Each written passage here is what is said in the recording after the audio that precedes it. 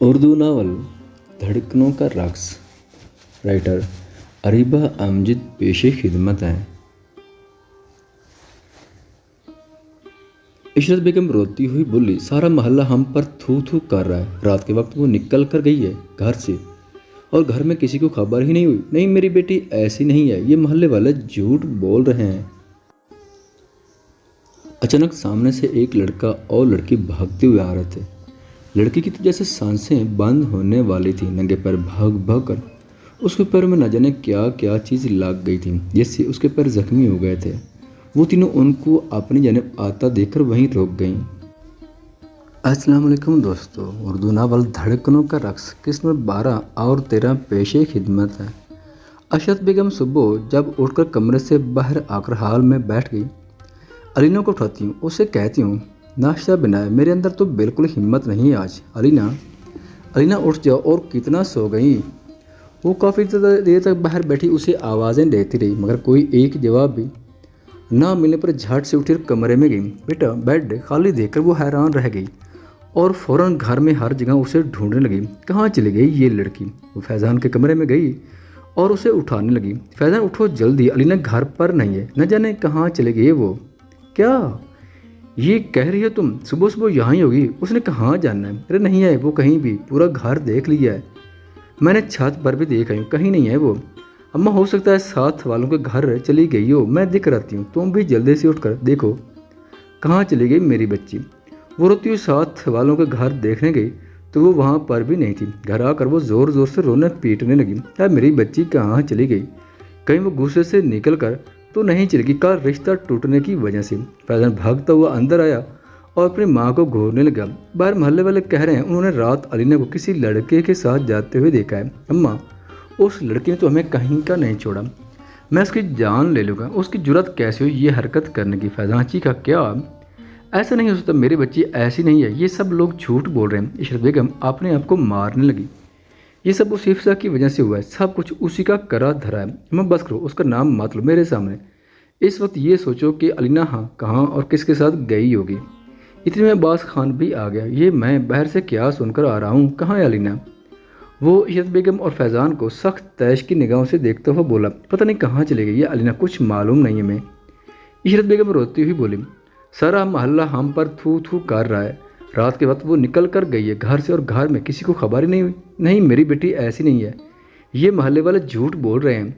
इशरत बेगम बोली, अब्बा हमें क्या मालूम था कि उसका किसी के साथ चक्कर चल रहा है। जल्दी से थाने में जाकर रिपोर्ट दर्ज करवाओ और जल्द अज जल्द उसका पता लगवाओ। ये सब तेरी वजह से हुआ है। अगर तूने उसका ध्यान रखा होता तो वो आज ऐसे घर से भाग कर ना जाती। अब्बास खान ने अपनी बेगम इशरत को बालों से पकड़कर सामने दीवार में धक्का देते हुए कहा, अब्बा इसमें अम्मा क्या क्या कसूर है? वो थोड़ी ना जानती थी अलीना ये सब करती फिर रही है। फैज़ान ने अपनी माँ को उठाकर कुर्सी पर बिठाया जो बस रोई जा रही थी। मैं इतना खुश था और उस मकान की चाबियाँ लेने आया था कि उसका नाम करवा दूंगा ताकि उसकी जहाँ भी शादी वो अलीना को खुश रखे, मगर वो इस काबिल ही नहीं थी। छोड़ो अब्बा, ऐसा करो वो घर मेरे नाम करवा दो। फैज़ान झाड़ से बोला, बेगैरत, कुछ तो शर्म कर। बहन घर से भागी हुई है और तुझे घर नाम करवाने की पड़ी है, जाकर थाने में रिपोर्ट दर्ज करवाओ।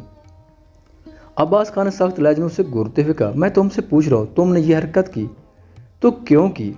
इतनी हवा से तुम्हारे अंदर, तो अम्मी से बोलो तुम्हारी शादी कर रही थी। ऐसे किसी की बहन बेटी की ज़िंदगी बर्बाद करके तुम्हें क्या हासिल होगा? ज़ुबैर मत करो, छोड़ दो उसको, अब क्या जान लोगे उसकी? हाँ।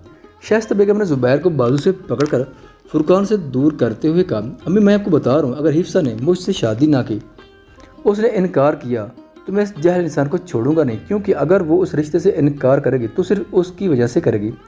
ज़ुबैर ने फुरकान की तरफ नफरत भरी निगाहों से देखते हुए कहा, तुम अपने भाई से उस हिफ्सा के पीछे लड़ रहे हो? हाँ, अब तुम्हारे लिए वो ज़्यादा अहम हो गई है। शाइस्ता बेगम बोली, जी वो मेरे लिए सबसे ज़्यादा अहम है। उसी की वजह से वो लोग यहाँ से गए हैं, इसी की वजह से वो लोग दर बदर हो रहे हैं। आप अपने बेटे को भी देख लें, न जाने वो कितनी लड़कियों की उसने ज़िंदगी तबाह की होगी। ज़ुबैर बस करो, बहुत हो गया। हो सकता है वो मोमना झूठ बोल रही है, मेरा बेटा ऐसी हरकत कर ही नहीं सकता, मुझे इस पर पूरा यकीन है। अम्मी जान बस कर दें, बस कर दें।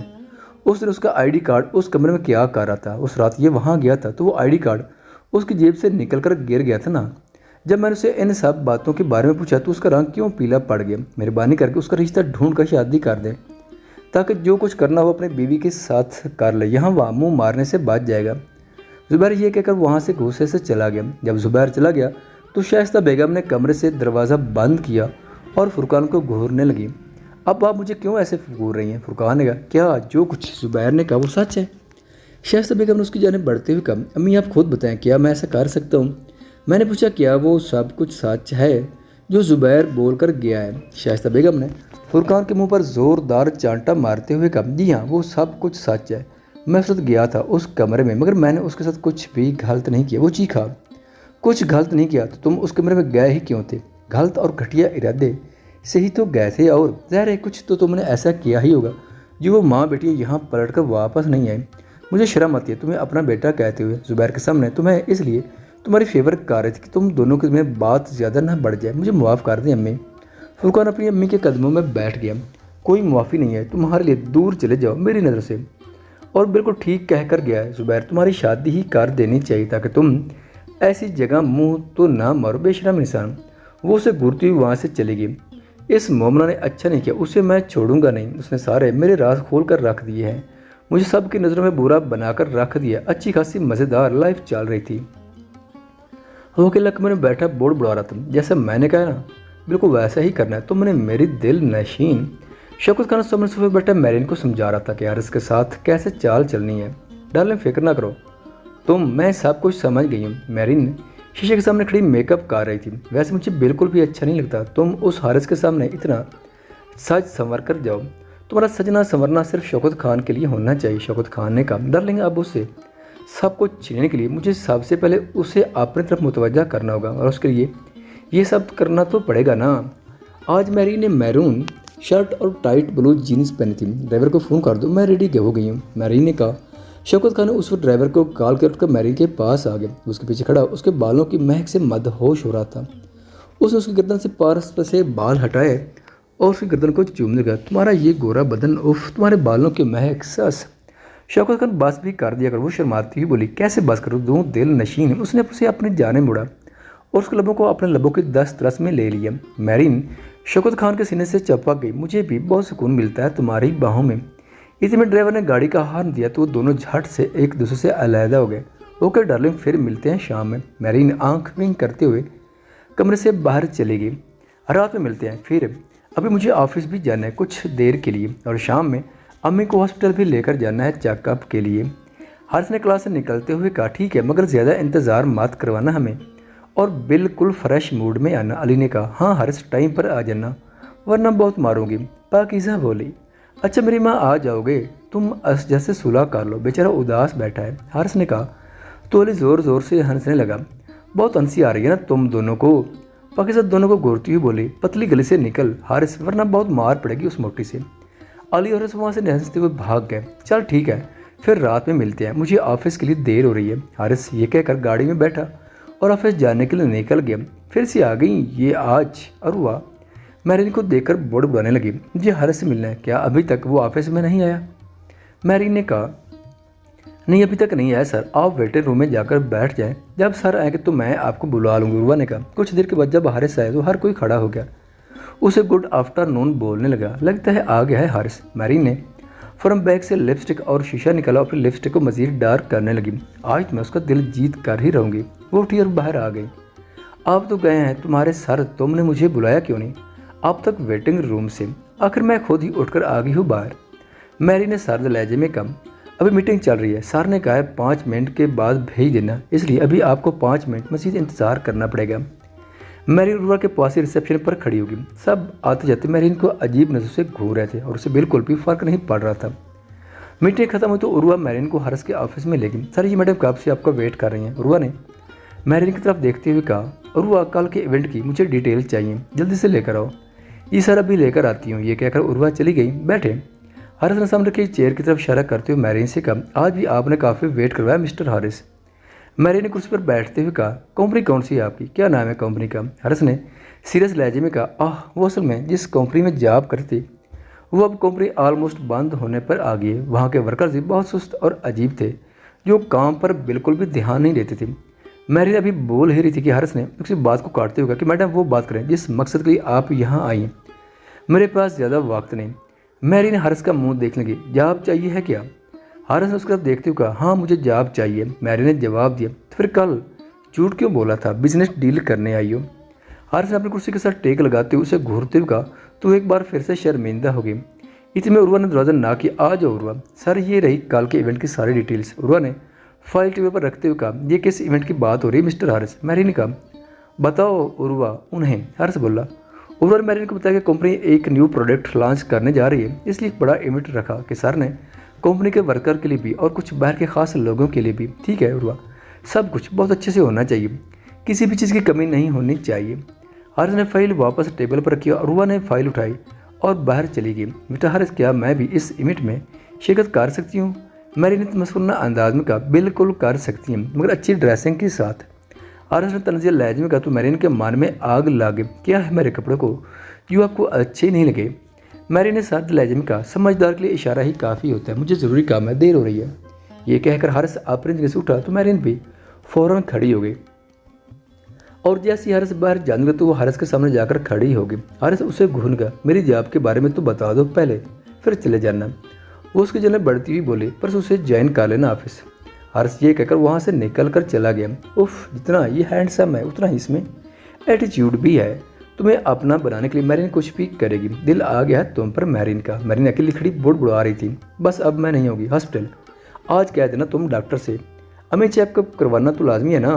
मेरा तुम ले जाओ अम्मी को अंदर चेकअप के लिए, मैं यहाँ बाहर बैठा हूँ। हारिस ने मैरा से कहा, जिसने हारिस की बात का बिल्कुल भी कोई जवाब नहीं दिया। सीधा आलिया बेगम को लेकर डॉक्टर के रूम में चली गई। हारिस की निगाहें सिर्फ हिफ्सा की मुंतज़िर थी।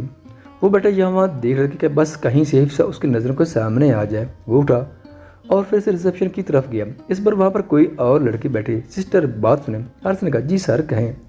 जब फातिमा ने हारिस की तरफ देखा तो उसे वही दिन याद आ गया जब हिफ्सा ने हारिस के बाजू में पिंसल चबोई थी। वो हारिस को देखकर मुस्कुराने लगी और हारिस को भी ऐसा लगा जैसे उसने उस लड़की को पहले भी देखा हो। वो हिफ्सा कहाँ है? क्या वो अभी तक ड्यूटी पर नहीं आई? नहीं सर, वो आई ड्यूटी पर नहीं आई है। आपको कोई काम है तो मुझे बता दें, मैं उन तक आपका पैगाम पहुँचा दूँगी। नहीं, बस आप मुझे ये बता दें वो और उनकी फैमिली रहती कहाँ? हारिस ने कहा, मैं ऐसे कैसे उनकी पर्सनल इन्फॉर्मेशन दे सकती हूँ आपको? फातिमा बोली, मुझ पर भरोसा रखे, वो और मैं पहले मिल चुके हैं, हमारे दिल में अच्छे से बातचीत भी हुई है, मगर वो अचानक न जाने कहाँ चली गई हैं। हारिस ने अब यहाँ वहाँ देखते हुए कहा, लगता है लड़के को पसंद आ गई हमारे हिफ्सा। फातिमा मैंने मिलाया, जी क्या कहा आपने? हारिस जाट से बोला, कुछ नहीं, वो पास ही एक गांव है, वहाँ पर गई हैं अपनी और अम्मी और बहन के साथ। गांव? कौन से गांव में? और वहाँ किसके पास गई हैं? हारिस ने हैरानगी से कहा, गांव का नाम तो मैं नहीं जानती, मगर हाँ उसने इतना बताया था कि वो अपनी एक बहुत पुरानी दोस्त के घर जा रहे हैं और जब तक उन्हें उनका घर वापस नहीं मिल जाता शायद वो तब तक वहाँ ही रहेंगे। फातिमा ने कहा, चलो हारिस, चेकअप हो गया, ये कुछ मेडिसिन लिख कर दी हैं डॉक्टर ने, हॉस्पिटल की फार्मेसी से ही मिलेगी। हारिस ने मेरे के हाथ से वो स्लिप पकड़ी, तुम अम्मी को गाड़ी में लेकर जाओ, मैं दवाई लेकर आता हूँ, बस 2 मिनट में। हारिस ने दवाई ली और गाड़ी में जाकर बैठ गया। अम्मी क्या कहा डॉक्टर ने? हारिस ने सीट बेल्ट पहना और गाड़ी स्टार्ट की। हाँ अब मैं बिल्कुल ठीक हूँ, बस ये कुछ मेडिसिन ही दी हैं खाने के लिए, आलिया बेगम ने कहा। हारिस ने शीशे में से देखा, मैरा पीछे मुंह बनाकर बैठी थी, उसका बस मुंह ही बना रहता है मैडम का।